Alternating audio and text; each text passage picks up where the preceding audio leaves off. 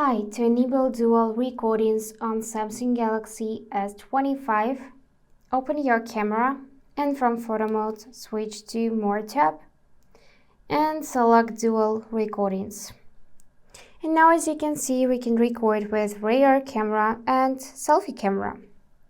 You can tap here to select lenses and choose front, ultra wide or wide and telephoto. For example, let's switch from front to telephoto, and this is how it will look now.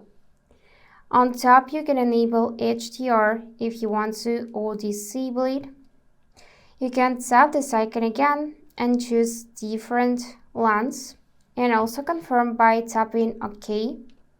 You can tap right here on arrows to replace it, and you can tap on this arrow to either save videos in separate files or as previewed, so just like this.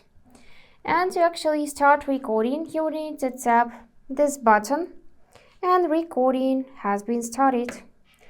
Tap again, and this is how it will look in your gallery. And that's all for today. If this video was helpful, please subscribe, like and comment. And I wish you all the best. Bye bye.